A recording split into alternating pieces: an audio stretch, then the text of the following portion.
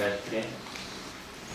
Тэгээд Монгол улсын их сургууль Монгол улс төгрөгийн ингээс Монгол сургууч нарт зориулсан тэтгэдэг олддог байгаа. Тэгээд энэ удаагийн 2019-2020 оны тэтгэдэг дөрөв тэтгэдэг байдаг. Тэмч цэд амьд сургууль янберийн чунгаа тэгээд иш тусан нугаа тэгээд амьд сургууль нэрмжтэй гэдгийг төгссөн. Орсын улсын шинжлэх ухааны академийн Сибирь савны Монгол төв болон бүдний шин судлалын ингээ бүдний шинжилгээний ажиллагаанд Мякшева Сужана Борисовна доктор өнөөдөр таавал энэ бүхсний ертөнцийн надад монголчуудын төсөөл хэмээх одоо ихтэй лекц уншнаа. Тэгээд доктор Сужана таны хэлээ уншнаа гэж бодож байна. Баярлалаа. Шансамбано. We along this long living archive children and one archive all long living garbage more long bar судалгааны их дэмжин зүгээрээ судалгаа хийдэг төв болно. Тэгээд энэ газар маш олон баримт сайхан санхүүтэй баримт монголчуудын урагдын түүх угсааны зүйлээ маш олон баримт байгаа.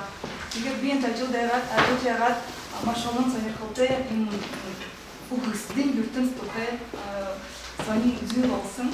Тэгээд би танд одоо яаж өгмөр байгаа. Хамгийн түрүүн ихэд хэлдэг ягаад ийм судалгаа ийм хөтөл асан гэдэг ийм сэдв асан гэдэг энэ харин зөвхөн антропологийн угсааны зүйн талаас биш харин түүхийн талаас ягаад гэвэл энэ ертөнцийн үхсдийн ертөнц бол засаг захиргаантай маш сайн холбоотой байсан.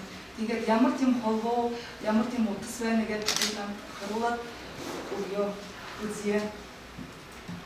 Хамгийн гол хэлэхэд монголчууд эрдэнэс үхсдийн ертөнцийг зурдан орон буюу харанхуй орон гэж нэрлэдэг байсан. Энэхүү мэддэх ертөнцийг зурдан орон гэж нэрлэдэг. Үгсэн хүний эргэж төрөг усангүй тийм сүнсийг зүрд гэж хэлж болно. Тэгээд харин ийм хоёр нэг газар байдаг гэнэ. Нэг газрын их хэсгийн газар гэдэг тэр чинь маш сайн газар. Тэгээд умард зүг байшилна гэнэ. Тэгээд харин бүгд хүмүүсийн сүнс тэр газарт очдоггүй.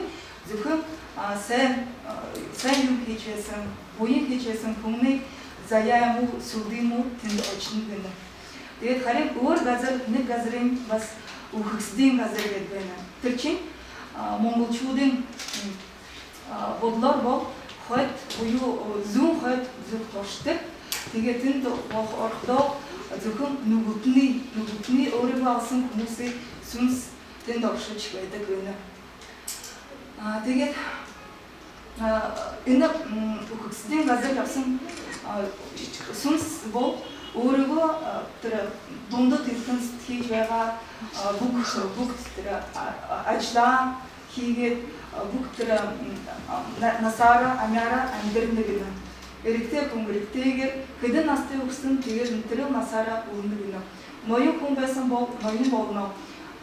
Бөө хүн байсан, удагхан байсан бол тэднэр бас үхсдийн газарт бөө удаганч болоод байна. Тэгээд дархан хүн дархнаараа өрнө өөр тийм шинжилгээ байхгүй байна. Тэгээд харин манай хүмүүсийн амьтны газраас өөр болоход ертөнцийн үхсдийн ертөнц бол хагас нартай хагас сартай. Тэгээд манай буряд бас нэг ёохор гэж бүжиг мэднэ гэдэгтэй. Ёохор болоход бид нэр игээд дугуйгаар байж игээд бүжигдэг байна. Тэгээд харин үхсдийн хүмүүс сүнс тийм дугуй хийдэггүй хагасаар бүжигж байна гэнэ. Тэгээд үгсний дараа бүх юм нөгөө тийш өөр болсон байна. Тэгээд тэр ошуунд бүгшд хийгдээ тэр эд зөвлөлийн нөгөө тийш харуулаад тэгээд хадгална гэнэ. 이게 tovчиму зэт хэрэгсэл юмын бүгдийг эрдэн гэнэ. Тэгээд ягаад тэдний эрдэн гэхэд тэр эд зүйлийн сүнс гарган бас. Тэгээд тэр сүнсийг эдэрсэн аяны эдэрсэн эдний сүнсийн бас тэр өөрөөгөө ичнэгээ дагаад тэгээд тэр өөр сүнс башаа тэнд ажиллаж байна гэсэн бодлоготой байна. Так. Тэгээд хамгийн эрдний баримтаас үзэхэд монголчууд бас түрэгчүүд, эрдний түрэгчүүд ийм бурханд шүтдэг байсан гэнэ. Энэ бурханы эрлэг хаан гэнэ. Тэгээд энэ одоо энэ слайд дээр үзэхэд Алтайчууд бол өмнө түрэгчүүд болно. Алтай, Хакас, Яхат, Тувачууд бас энэ дорно. Тэгээд эдгээр юм дээр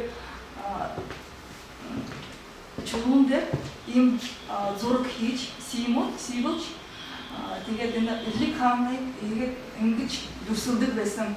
Тэгээд энэгээ сайхан харахад үзэхэд ийм үхрий шиг бодтой тэгээд өвөртэй байна. Энэ чинь эрлэг хаан болохдоо хүмүүсийн үгсэн хүмүүсийн сүнсийг үгсдийн ертөнцид ирэхэд шүүхийн шийдвэр хийдэг гэж боддог байсан.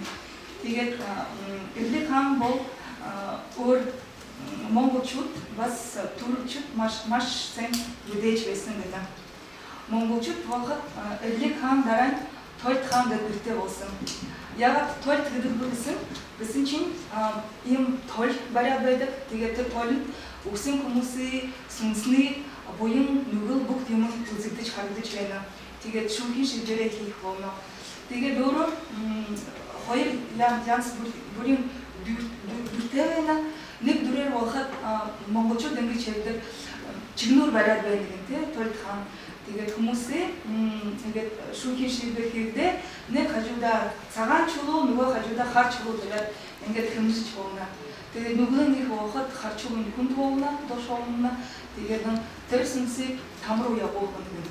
Тэгээд харин цагаан чулуун дэше доошоо болвол сайн хийжсэн буян хийжсэн юм олон байна гэдэг дэшин тэнгэр рүү явуулна. Тэгээд тэр сүнсийг өөр хүн болж төрч магадгүй хүн болж гарна гэсэн тэгэхээр манай буряд болоход энэ Тойд хааны чулуу биш чигнүүд дээр нэг хажуудаа хүмүүсийн тэр ирсэн хүний зүрх нөгөө хажуудын шувууны утаг тавьдаг байна. Тэгээд нөгөө хүний зүрх утгаас хүнд биш адилхан байх ёстой юм. Тэгээд дараа Будын шашны ирсний дараа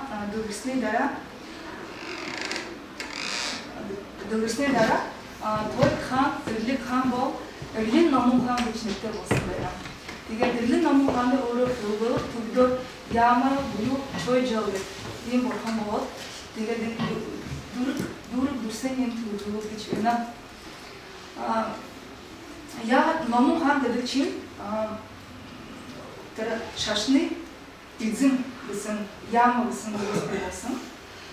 Тэгээд игээ дүрсээр харахад бас үхрийн тулгайтай, үхрийн өвөртэй, ийм амар амьшигтэй догшин бурхан болно. Тэгээд буян бүх хүүхэнтэй тэгээд нэг ийм домог байдаг гэнэ. Монголчууд ингэж хайдаг гэнэ. Урданда эрдний үед энэ хүн байсан, нэг лам хүн байсан. Тэгээд бисэлгэн хийхээр уулын агуул очоод 50 жилээр суужсэн. Тэгээд тэр хугацааны дуусахын нэг өдөр байхад тэр агуулын дээр хүмүүс үхрий хулсан, хулгайчихсан хүмүүс орж ирээд тэгээд тэр хүний нэг харсан бид нарыг зэмгэж болно гэдэг тэр энэ ламыг алсан гэдэг тулай цаазалсан. Тэгээд тэр цаазалсны дараа энэ лам чинь дээшээ тэр болсон бол тэр үхрийгээ тулгай даваад урдуу хийгээд ийм догшин бурхан болоод тэгээд харин дараа хүмүүсээ ингээд шүүхийн шийдвэр хийдэг бурхан болсон гэдэг. Тийм ном бас байгаа. Тэгээд энэ үсгэд нүүр дээр 3 нүдтэй яг 3 нүдтэй ихэд өнгөрсөн одоогийн цаг үеийн тэгээд болох цаг хардаг үздэг юм эмэр тэнгэр болно.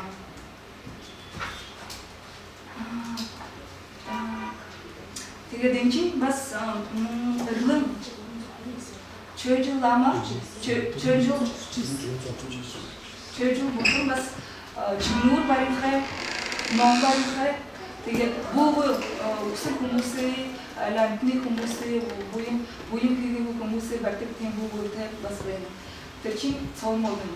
Буряд манай цаомог нэрлэнэ. Тэгээд дасан бүр юу хийн цам бүжиг хийнтэй.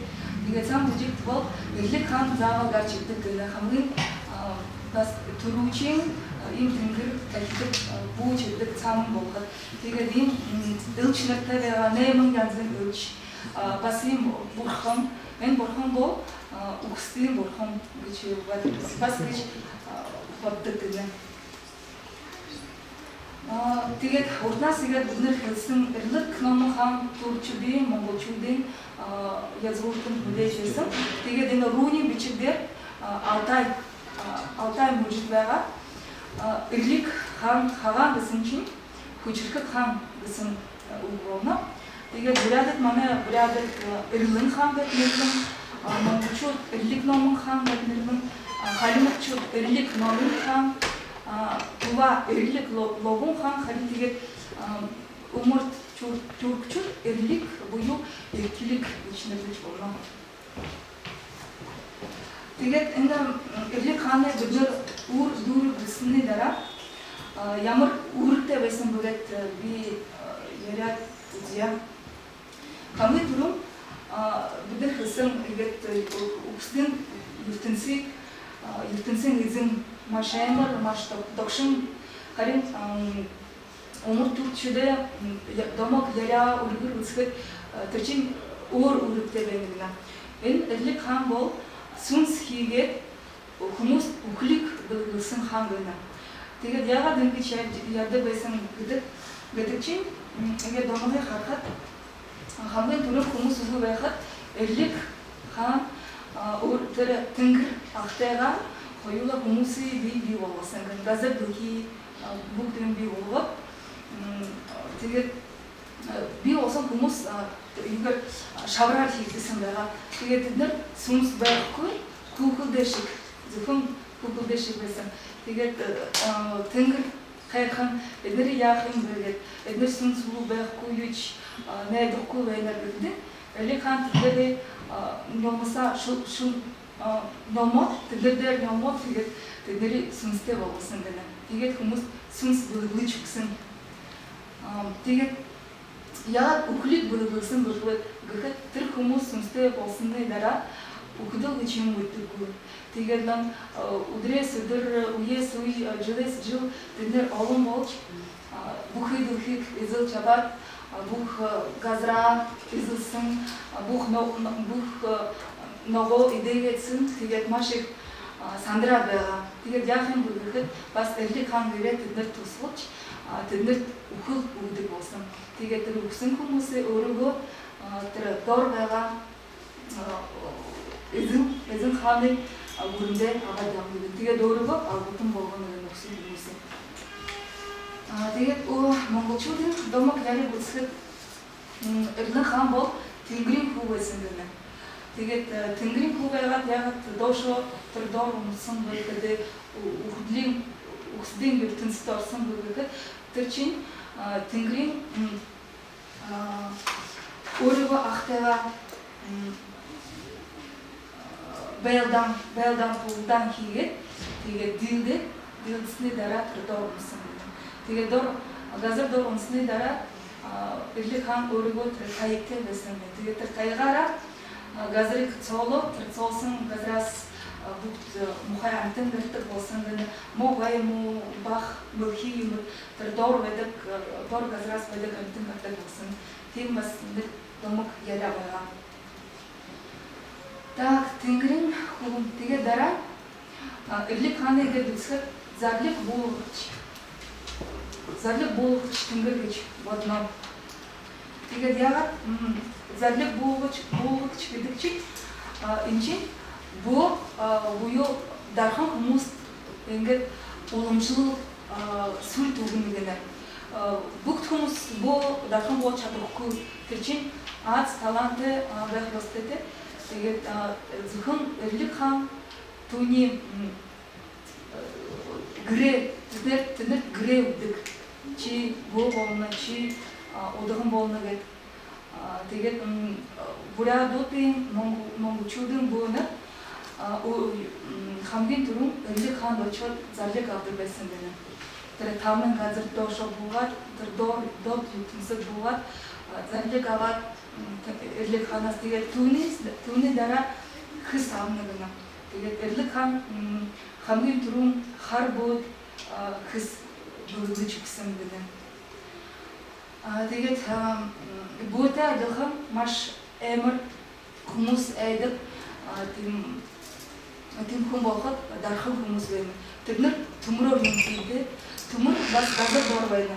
Тэгээд газар дор байсан юм бол эрлик хааны эд зүү болно гэж боддог байсан. Тэгээд хамгийн сүүл бүрэг энэ хамгийн манай нөхөд хамгийн чухал болно. Хүү цаазын болон тангар барьж гэж үздэг гэнэ. Тэгээд хүү цаазыг яагаад барьж гэдэг чинь бидний үзэхэд Алтан хааны баг цааз гэдэг нэг хүү цааз байна те. Тэгээд энэ чинь их хэрэгтэй энэ 16 дугаар зууны үеийн хааны хүү цааз болно. Тэгээд энд уншихад ингэж бичээдэг байна. Та нар буу Монголын 40 хожуу 5 орны төрүүлэгчид их баг уюунда сайн хянах магадлах түн. Хэрэг та нар эс магадгүй үл тоомсорлогоос эрлэг номон хааны зарлиг ёсоор хоёр хатуу яв хүлээдэг магадтай туу бүгд Монголын бүх хэрэгт даган сүсрэхийг шаардж эс лагаас эрлэг номон хааны зарлиг ёсоор хоёр хатуу яв хүлээгсэн. Им хөл цаас бариад байсан гэдэг чинь эрлэг хааны бид нар бас цаашаа ингээд нэлт хийм үзэн. Так, тэгээд дахиад эрлэг хааны үүрэг, эрлэг хааны маяг тухай ярих бол бид нар ингэж хэлэх ёстой. Монголчуудын бодлоор манай ертөнц гурван типтэй те дүн, дээд, дүн, дол. Тэгээд харин türkчүүдээ үзэл болоход өөр байгаа. Бид нар тийм гурван тийм хугацаатай гэж хэлэхгүй юу гэдэг давхартай гэнэ. Тэгээд бүгд дээд юм уу, дүн, дол юм уу бид нар бас долоогоос 9 хүртэл давхартай байна. Тэгээд тэр долоогоос 9 хүртэл давхараар өдөр янзын шулмус юм уу, өдөр янзын сүнс юм уу, тамын орон өдөр янзын юм ингээд байна. Байшилж байна. Тэгээд харин манай бодлоор энэ чибэр энэ давхараас эхлээд монголчууд бурядууд юм уу энэ эрлэг хааны тухай үзэл үхсдийн ертөнц тухай үзлээд өөрчилж засаг захиргаантай холбож тэгээд юм сонин юм болсон байна. Тэгээд юу гэхэд бид нар ингээд гаргасан бурядууд монголчуудын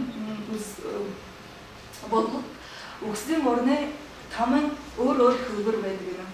Тэгээд ямар хөлбөр вэ гэхэд бурядууд тэгж хэлнэ 9 чуулган байдаг юм. Тэгээд энэ 9 чуулган гэдэг чинь эрлэг хааны ноёдыг сугараад чуулган хийдэг те. Тэгээд энийг хөрмөг гэнэ. Бурядаар хөрмөг гэнэ. Тэгээд яагаад энэ хөрмөг гэдэг чинь үгсэн хүний сүнс ирэх эсний дараа түүний шүүхийн шийдвэр хийгээд маш муу юм хийсэн бол тирчин един засаг захиргааны хүн байсан бол ноён бүү байсан бол ийм хөрмөд явна гэнэ. Зөвхөн хүний сүнсийг тэднэр үзэхгүй харин бүү ноён язгууртны тийм ноён сайд байсан хүмүүсийг сүнсийг үзнэ. Тэгээд тэднэр маш аюултай өөрийгөө амьдралдаа маш аюултай хэрэгтэй байсан гэнэ. Өксвөл эрлэг хааны цаасан дорны гэнэ. Тэгээд тэднэр айх хэрэгтэй байсан. Тэгээд дараа 99 болон 88 хар гэр гэж байна. Тэгээд тэр өгсөн хүмүүсийн сүнсийг бас игээд шүнхийн шийдвэр хийгээд өөр тэр хэрэгээрээ игээд шүүж ийм хар гэр явуулган өөрөөр тэр сайн юм хийсэн, муу юм хийсэн үү гэх тийм шүнхийн шийдвэр газар байсан гэдэг. Тэгээд бас ноёдын чуулган манай бродер дэм чуулган гэж үг ходоо хэрэггүй. Харин тэгээд монголчуудын игээд баримт үзэхэд энэ family болсон байна. Чуулган чуулган чинь их хам том ноёд хоорондоо харилцан бүгд хийх зөвшөлт хүрэх заримдаа хагарах явдал тохиолдож байсан боловтой. Их хааны бүдээ алдсан үеэс эмэг хошуугаараа хуваагдан ноёдын чуулган хийх болжээ. Чуулган шатгаангүй хожимдох тэрхүү бол маш хатуу хариуцлага үлээж байна. Их чуулган тэрэг бол хан хүмүүрээс зүүн адуу 10 тэмээ харин зөвхөн хүмүүс ирээгүй бол 50 адуу 5 тэмээ авч ийм баримт бас байна. Тэгээд чуулганаас гадна бас монголчууд суулаан гэж байна. Манай бродер зөвхөн суулаан гэдэг юм. Тэгээд энэ өгсдийн орны тамны хөвөр эсэхэд энэ чуулган гэдэг чинь хамгийн том ноёд суулаараа тэгээд өсөн хүмүүсийг бас ноёдын шинэ ноёдын үхэд ирэхэд дэрэг тэгээд шүнхийн шийдвэр хийгээд харин маш догшин юм тэнгэр чуулган болно гэдэг. Тэгээд бас энэ хөвөрт 7 там гэдэг байна. Энэ 7 там бол манай бродер тэмж гэдэг хүйдэн там байна, гал там, давирхай там, бөөсний там, савхын там, мохой там, шоргоожин там гэдэг ингээд 7 болно. Тэгээд өөр бүү удаган тэднэр өөрсдөө бас хариу барих хэрэгтэй. Эрлэг хааны тэгээд энэ өгсдийн ертөнцийн тэнгэрийн урд бас өөрийгөө хариу барьна. Тэгээд тэднэрийг шүнхийн шийдвэрийн дараа бөөгийн удагануудын там гэж бас өөр байгаа. Тэгээд будын шашны зүйлэр бол очирт там гэдэг нь 18 дугаар зүйл тийм олон маш там байна. Тэгээд хамгийн чухал хамгийн тэр догшин там нь очирт там гэдэг нь. Тэгээд манай бродер энэ бөөгийн хөвөр болно. Бөөгийн там хөвөр тэднэр бас хаал гэдэг тийм хар гэр байна. Энэ хаалгад өөрөө эрлэн номон хаан суугаад шүүхийн шийдвэр хийдэг. Зөвхөн өөрөө хамгийн дээр байсан хүмүүсээ ноёдыг шүүхийн шийдвэр хийж байдаг. Тэгээд бас нэг сонирхолтой юм гэхэд тамын үүд гэдэг байна. Энэ тамын үүдэд бас нэг манаач байна. Тэгээд энэ манаачийн болоход үзэхэд бас өхрийн тулгынтэй, өхрийн үүрэгтэй маш амар догшин эзэн тэнгэр түүний сахиад байдаг. Тэгээд тэр манаачи хажуугаар гараад сүнс тэр хаалгаар орсон бол дахиад тэндээс үхсдийн ертөнцөөс гарч чадахгүй гэнэ. Тэгээд харин монголчуудын бүлгэр домогт маш бас олон сайхан баримт байна. Дот ертөнцөд бас орч болно гэнэ. Тэгээд яагаад ордог вэ гэхэд нэг уулын агуу юм уу тийм нүх харахын юм руу унаа болов дор ертөнцөд унаа тэгээд харин та гарч чадна гэнэ. Харин тэр хаалгаар нүхлийн хаалгаар тамын бүдээр орсон бол та тэндээс гарч чадахгүй хүсэн болов байна гэнэ. Тэгээд өөр монголчууд өөр өмнөд байхгүй зөвхөн бродер энэ баруун зүгийн бродер хүүгээ бродер гэдэг тэднэр үлэн шиг гэдэг тийм газар байна. Үгсдийн сүнсийг үлэн шиг өөрөө Эрлэн хаан тэгээд аваад хулгайлж явна гэнэ. тэгээд өвгөншөд орсон сүнс маш сайн ингээд тэнгэрт гацсан шиг байна. Тэгээд хамгийн олон хүмүүсээ авдаггүй хамгийн сайн хамгийн аз таланттай хамгийн урлаг хийх тийм бүжигчин хүмүүсийг зөвхөн аана. Тэгээд энэ өвгөншөө хамгийн түрүүн бурядад тэгээд үсгэд юу байсан бэ? Тэр зэгтэй аваад хийдэг байсан. Зэгтэй аваад как коллективная облавная охота. Агнуулит. Тэгээд намраас эхлээд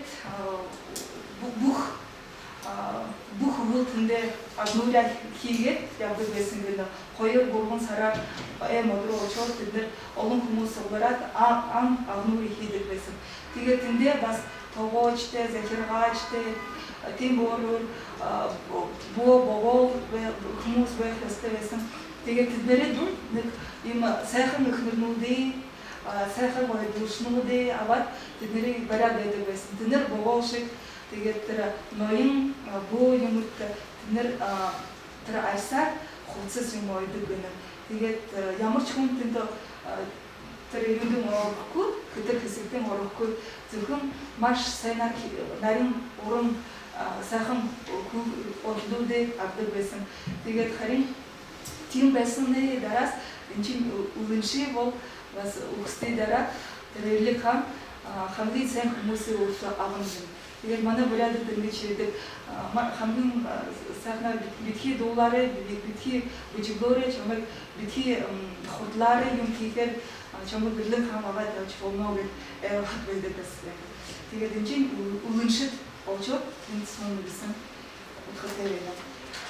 Тэгээд бидний үснээ дараа ингэж бодох түүхийн баримтыг хуулуулах бол манжин 9-4-гээд бидний эцэдээ тэр маш амар маш төвшин бас юм эрүү хийдэг хүмүүсээ барьдаг тэгээд шийдвэр хийдэг бас юм ажиллагаа явуулдаг байсан. Харин энэ чинь манжаас ирсэн тэгээд монголчууд ороод тэгээд бидний үсний дараа бүгд энэ Эрлик хааны тэр ертөнц бүгд энэ ийм олон янзын хөлбөр эднэр бол бүгдээрээ засаг эдийн засгийн газраас уг гаргуутай болно гэнэ. Эднэрийг авч ийм систем администраци систем аваад тэгээд өөрийгөө саналаар өөрчлөөд Эрлик хааны хамгийн дээд хаан болоод тийм бодол хийгээд тэгээд доор ертөнцөд буулгасан байна. Тэгээд өгсөн хүмүүсээ тэгээд өрөөдөөд өрүүлээд тэгээд сүнсийг чинь дээш доош явуулгаад тэгээд амар тийм олон хар бүр шуулган ийм олон деятельность как сказать үйлчлэг хийдэг болсон байна. Тэгээд манай хүүгээ бурядад 17 дугаар зууны үеэс эхлээд манай бурядад Сибирийг Орос хасгууд эзэмдэж эхэлсэнтэй. Тэгээд бид нэр эзлээд эхлэхдээ бүгд тэр байсан Сибирийн эзлүүдний бурядууд, яхнууд, хакас, алтайчууд бас болно. Тэр хүмүүсээ өөрийгөө захиргаантай болгоно гэсэн. Тэгээд хэн захирах вэ гэхэд тэр өөрийн овог язгуудны ноёд буу дгнэр гэсэн биднэрийг захиргаач болно, бид нар ноён болох гэсэн. Тэгээд Оросын казак атаман цагаан хаан тэднэр захиргаа өгч тэднэр тухуул бариулсан. Тэгээд тэгсний дараа энэ хүүгээ бурядад энэ бас сонин болсон. Энэ Степные думы гэдэг байна. Степные думы талын чуулган гэж байна. Талын чуулган Тэша гэдэг хамгийн дээд хүмүүсийн Тэша гэдэг байсан. Тэшин захирагч Шүлэнг байна. Шүлэнгийн дор Занги гэдэг байна. Өөрөөр тийм читүүлтэй хүмүүс олон бий болсон. Тэгээд эдгээр бий болсны дараа өөрийгөө засаг захиргааны маш юу болсон аюун нандин тийм хүчтэй болсон. Тэгээд ингэж ярьдаг байсан. Бид нар өөрийгөө тэр засаг захиргааны хуулийг өөрөө Эрлэн хаанаас авсан. Гэнэш биш Эрлэн хаанаас зарлиг авсан бид нар.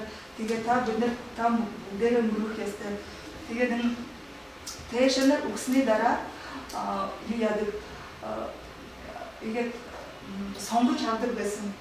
Тэгээд тэд нар сонгол болохгүй өөрийгөө хүүхдүүдийг үлээгээд тэгээд тэр залгамжлагтай болсон. Тэгээд нэрхүүгээ бүрядад степная дума талын чуулганы ноён утгадаг нэг юм бий болсон. Тийм ойлгомжлог утгадаг монголчууд ойлгомжтой утга. Бөөгээ утга байна. Дархны утга байна. Өөр байхгүй байсан. Тэгээд харин энэ ноёд өөрийгөө тийм дэшин болоод бид нар бөөдөө бид нар дархантай аюул тийм маш хүчрэх хүмүүс болсон. Тэгээд ноён утга бий болсон. Тэгээд ингэж ярьдаг өөр хүмүүс би ноён болмоор байна гэхэд чи болохгүй чамайг Эрлэг хаан харван гэдэг чи өхөн чиний сүнс тэгээд тэр дор ертөнцөд очоод таманд муу байна гэж ярьжсэн. Тэгээд энэ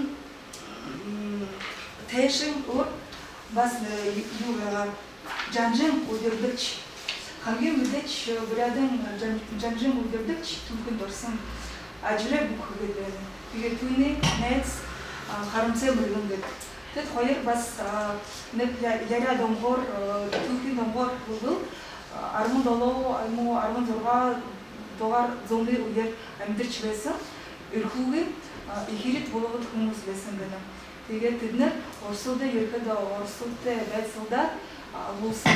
Тэгээд агуулсны дараа бүрээд хүмүүс тэднэрийг ноён болгож, жанжин болгож тэгээд тэд нар өгснийгээ дараа Эрлэг номон хааны пантеон штат шагнын хашид орсон хүмүүс гэж боддог болсон байна. Тэгээд өөр нэрээс тэжрэ ноён тэгээд жанжин удирдагч байна. Тэгээд өөр бас хүмүүс гэхэд бичээч гэдэг байгаа. Бичээчийг бүрээд монголчууд энэ степний думад бий болоход хамгийн чухал хүн гэж боддог байсан. Яагаад гэдэг чинь бичээч бичиг гэдэг бүх хүмүүс манай бүрээд бичиг мэддэггүй байсан. Эрхүүгээ бүрээд бүх хүмүүс мэддэггүй. Бичээч хамгийн дээр тийм сүнстэй сүлтэй бичиг мэддэг хүмүүс тэгээд ямар юроо юм хэрэгтэй тийм хууль цаас байсан хүмүүс гээд бичээчийг бас Эрлэн хааны шагнын харшид оруулсан байна. Тэгээд Эрлэн хааны хажууд хэн байдаг вэ гэхэд ноёд байна, жанжин удирдагч орсон байна. Тэдний дараа ороод ирсэндээ тэгээд степний думын бичээч бүрээд бүшээшингүүд байна. Эрлэн хааны уран бүшээж байна. Хамгийн түрүүн дунд баг. Тэгээд тэд нар өөрсдөө дороо гээд хамгийн түрүүн бичээч бүгд тэгээд манай ертөнцийг хараад үзөө тэгээд шалгаад байна. Яагаад гэвэл энэ чинь бас чүт байна. Яасан гэвэл энэ бичээч Эрлэн хааны бичээч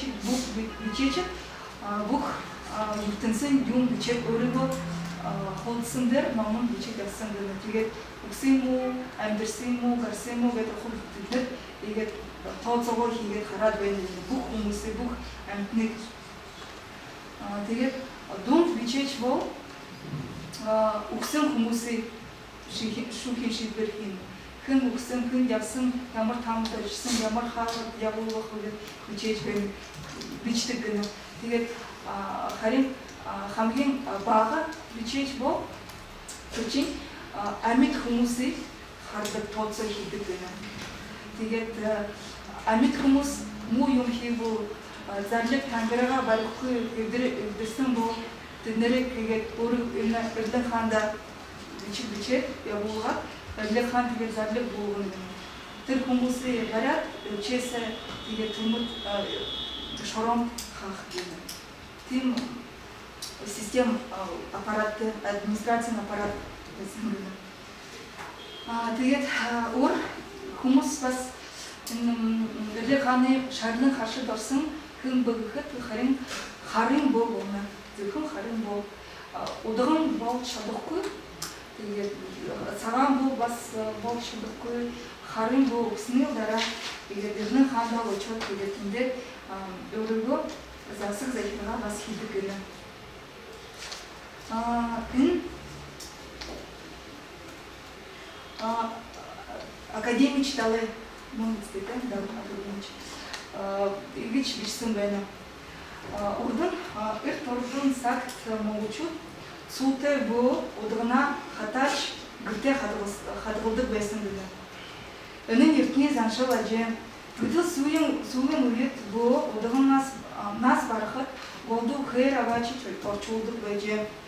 Бүх хувцсыг өмсгөөр суугаагаар нүрийг урагш харуулж урагш сайн газар харуулаад оршуулдаг. Энэ бөө дуганаар өгдөггүй мөнх тэнгэрийн төлөөлөгч гэдэг байсан. Монголын бөөгийн моргот хүн амтны эзэн бөө тэнгэр эсэг ноён дараа хаан бөө ноён байдаг гэж ярьдаг. Ингэж бөө дуган нэг ноёрхог сүртэй болсон ажээ. Тэгээд бас нэг юм сонирхолтой юм дээ. Бөө нарийн сүнс харанхуй оронд очиж онгон болоод өөрөөсөө гэрэл засруулж байдаг гэсэн гэж монголчууд үздэг байсан юм. Тэгээд эдгээр энэ дөрвөн категори хүмүүс тэдгээр дахиад Эрлэн хааны шарлан хашид ороод тэгээд нэг онгон шиг болоод байдаг. Тэгээд өдрөөс өдөр хүмүүстэр бөөнөрийн үсний дараа тэгээд олон болоод байна. Тэгээд ямар монголчууд бас хөксдийн ертөнцийн үндэндээ тахин ясуу хийдэг үехэд хамгийн амар хамгийн айхамшиг тахил бол өөрийн Эрлэн номон хаан болно. Тэгээд Эрлэн номон хаан өөр тийм жирийн жинхэнэ хүмүүс тахил хийж болохгүй. Зөвхөн ноён болно, чи тэйшэл болно, шүлэнгэл болно. Тэгээд чи Эрлэн хаанд өөрөө өргөөд бөөгөр мөргүүлээ. Тэгээд Эрлэн хаанаас зарлиг авах ёстой гэсэн. Тэгээд харин ийм тахил Эрлэн хаан хийхэд олон маш сайн бөө хийх ёстой. Зөвхөн бөө хийж чадахгүй. Буруу юм хэлээ болов Эрлэн хаан маш шууд уурлаад тэгээд түүний цаазалж болно. Сүнсийг бүлээж авч болно гэж айдаг байсан хүмүүс. Тэгээд энэ шүлэнгэл гэсэн биднэртэй тээж шүлэнгэл энэ хамгийн бүрэлдэхүүн мэдээж хоёрын бардуур бас барлық туранхай гэдэг хоёр шүлэнгэл байсан. Тэднэр өгснийгээ дараа өөрөөгөө хэлсэн байсан. Бидний өгсний дараа тэдний Эрлэн хаанд явсан гэж бодоорой. Тэгээд бид нэр тийм тахил хийдэг болоорой гэсэн. Тэгээд харин бас албан ёслолд орох захиргаанд орох хүмүүс тэднэр тахил хийдэг байсан. Жирийн хүмүүс хийдэг. Тэгээд ямар нэг тахил ёс бас ажираа бүх ба харамсалтай бүгэнд байна. Энэ ажираа бүх бол Монголын бас нэг этний өрнө хара ажираа гэдэг нэг мөргөн байсан байна. Тэгээд тэр хара ажираа тэр Türkçüden bolluluğu sırasın, тэгээд хүмүүсээ тэр сүнс барьдаг хулгайчлуулдаг эзэн байсан гэж бодсон байна. Тэгээд харин ажираа бүх тэр тэнгэр байсан магадгүй тэр тэнгэрээс бий болсон нэг юм жанжин. Тэгээд ажираа бүх харамсалтай мөргөн хоёр тэдний өгсний газар очоод тангарыг бүгдэг болсон. Тэгээд бичээч нарт одоо хүртэл эрхүүгээ бураадууд тэднэрт бичээч нарт Эрлэн хааны бичээч нарт тахил хийдэг байсан. Ямар зүйл болоход өөрөөгөө хүүхдийгээ сургуульд ороход шалгалт өгөхөд институт их сургуульд ороход бид нар бичээжид хэлдэг. Тэр өөрийгөө сүдий өгчихгүй гэдэг. Тэгээд и дахиад нэг альбомыг бүрээдд ноёдо идеологи ясны гэн. Тэр сэлмэ жанжин хүмүүсээ барьж байсан. Тэгээд сэлмэ тамга хоёрыг гаргаад тэднийг жилд нэг удаа хийлгэнэ. Намрын үед тэднийг гаргаад сэлмэ тамга гаргаж тагаад тэгээд тэднийг ширэн дээрээ сайхан идэ унда архим тагаад тэгээд тэр сэлмэ ингээд угаагаад идеэлсэн болно. Тэгээд тэгж идеэлсний дараа тэднэрээ сүлд тэр хүмүүст маш сайн бүх жил хамгаална гэдэг. Тэднийг аварна. Ийм тахилын байсан. Тэгээд дахиад ийм тахил болоход тангар гэдэг юм. Тангарыг өөрийгөө хулгайч хүмүүс тангарыг өгч өгнө. Би эзэн үгүй гэдэг өгнө. Тэгээд тангарыг өгөхдөө алган ёсонд орохдоо бас тангарыг өгч өгнө. Тийм өөрөөр бөө бас тангарыг өгдөг байсан те бөө болохдоо манай бүрээдд бөөгийн шахаа гэдэг юм. Бөөгийн шахаа өгөхдөө хамгийн түрүү Эрлэг хаанаас дурдаад ихэдэг. Эрлэг хааны тэгээд Эрлэг хаан ихэдэлхээ дээд дод замд намайг харну. Миний битгий сайн ажиллаа хийвэл намайг миний сүнсийг бүраагаад авну, таманда хайну гэж ярьдаг байсан. Бөөгийн шахаа юм. Тэгээд бас энэ ажраа бүх харамсаа мөрөнд өгсний газар точоод тэн чуун муу тэр нэг ганцаараа урагч байсан салбарлаг модны хажууд байгаа бас тангарыг өгнө. Тийм шахаа байна. Тэгээд нэг шахаа юм сонирхолтой болоход ийм баримт бид нар олсон байна. Хаалт журам гэсэн хөл цаазаг монголчуудыг ийм өртний шахаа бичигдсэн байна. 3 цагийн бүх бурхадын ганц хүү болсон бодисатор гэсэн согон цагийн амьтыг монголхын тулд маш туршин дүрийг үзүүлж цогт манлай дүргийн омгон тангарыг эвдэгч дөрвөн их ячис нэмэн их тэнгэр нэмэн их лус нэмэн их гариг 28 одод дөрвөн их хат далайн чуулганы мах эдэгч суугч та бүгдэд би хоёр тэмцэл болсны тулд энэ үчир үнэн үгээр хэлж шахан доогор орно гэж бичиж байна. Миний үнэн биш бол намайг 7 хоногийн дотор үгүй болтугай. Махыг минь иттугай, арсыг минь урчтугай, цусыг минь уудугай, ясыг минь хөлмөртугай, зүрхийг минь сугалтугай. Хэрэг үнэн зөв минийх бол мэдээ байж бүйжирдэг хүн миний ёсоор болтугай гэж тангарладаг байжээ. Тэгээд шахан ордог орно гэдэг чинь гэрч баримтгүй гэнт хэрэг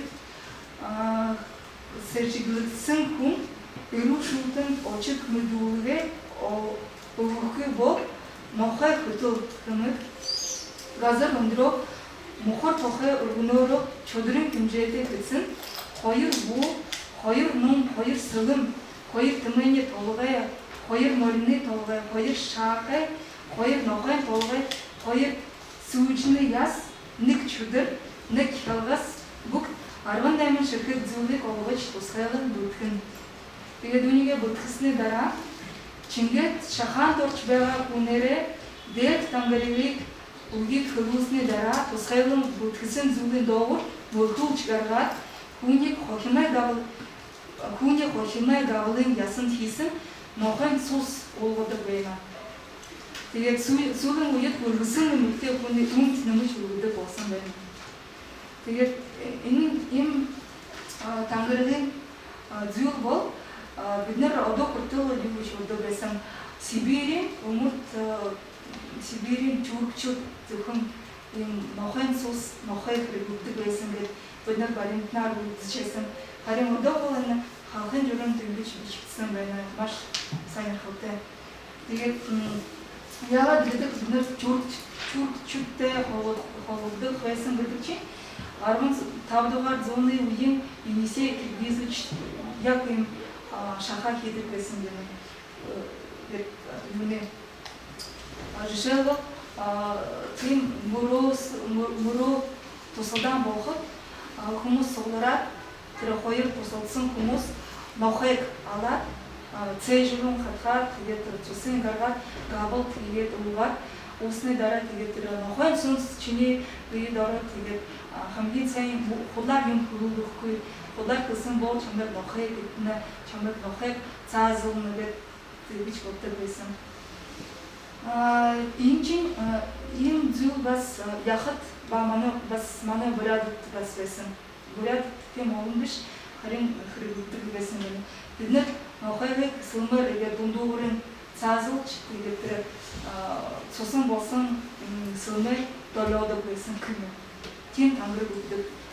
Тэгээд бид нэр энэ ухтын ертөнц үзэж байсан бол бид нэр засаг захиргаантай холбоотой юм шахаа бас эрлэг хаантай бас холбоотой байна гэж үзэхэд нохой ямар өрөвтэй байсан гэж харж үзсэн. Тэгээд манай үзэхэд нохой бас дот ертөнцтэй холбоотой маш холбоотой тийм антим байна. Яагаад гэдэг бол бурядын Монголын чүрчүүдийн үлгэр домог гэсэр хөнөөтэй жангар манас тэдний үзэхэд бүгдээрээ нохойг дот ертөнцид өгсөн хүмүүсээс үнсийг хөргөж өгдөг антим байсан гэж боддог байна. Тэгээд нохой харин гревүүдээ бас мифтэй үлгэр домог цэргэр гэдэг хүнтэй гэрдэг манач байсан гэдэг Украин гүрний манач нохой маш том нохой байсан. Тэгээд энэ судач Сүрбатар ингэж бичсэн байна. Хэдэд сургуулиас ишлэн sen bir nat хүн өгөхөөр очуулахад тэжээч таргуулсан нохойг гэрээ дэсэ оосрон хөтөж мөн тэлэрчин өмнө ясан мод хэрэглэж байсан хувцас юмчиг шатан өгдөг гинэ. Тэгээд түүний сүнсээр тэр бод ертөнцөд тэглэх хаан ясан момоо юм. Тэгээд бас тангэрэг шахаа тугай хэлэхэд бид нэр халх журмд уншсан гэдэг 18 зүйл байдаг байсан гэдэг. Тэгээд нэрийн хоёр буу хоёр мөн энэ чинь бас энэ ёс Сибирийн тэр орос хасгууд эрэхтэй тэр Сибирийн хүмүүсээс тангэрэг авдаг байсан. Цагаан хааны амлалтан болсон тангэрэг авдаг. Тэгээд яагаад авдаг гэхэд бас Эглан хаан паник цаазуулна гэж айлгаад тэгээд юугаар айлгадаг ямар зүйл хэрэглэдэг буюу ном сум ингээд бариад амт нээлгээд хүмүүсээ тэгээд тэр бууны дор заряженный тийм сум буу бариад тэгээд чи тангэрийг хэл чиний хулаад гэсэн бол энэ буу чамд буудаад тэгээд зөвхөн энэ авна гэж айлгаад байдаг гэсэн. Тэгээд энэ бүх Сибирийн язгууртан эхлээд Уралаас эхлээд яхад хатуу ийм тангэрэг Орос хаан, цагаан хаан өгдөг байсан. Тэгээд үнийг орсоор хэлэхэд шерт гэдэг нэр.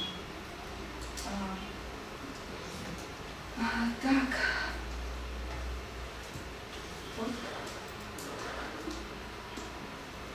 Я курю.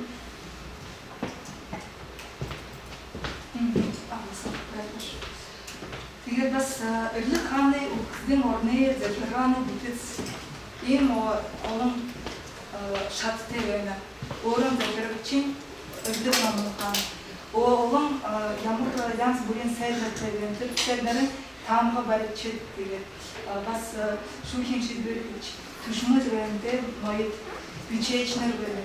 Ölçнэртэй хоёр янзын ölç байна. Албан хэрэгтэн ölç. Тэгээд хүмүүсээ сүнс барьдаг ölçнэр байна. Тэднэрээ манай бурядад хар моритан байна. Яагаад хар моритан гэхээр тэднэр бурядад бодлогоор мифрэн бодлогоор хар мороор суугаад шүнэн харан ирээд танай сүнсийг болгож авна гэдэг тийм боддог байсан. Тэгээд олон янзын хар зэр шороо байна, сахивч байна. хаалын захирч байна, олон янзын ноёд байна, олон янзын төрөгчид байна. Ийм олон үүрэгтэй бүгдийн юм штат тэгээд энэчийн бүгдээрээ бохдоо Эрдэнэ намын хааны шүүхийн шийдвэр хийлэг газар ертөнц тэгээд харин администраци засаг захиргаан болно. За ингээд анхаарал тавьсан баярлалаа.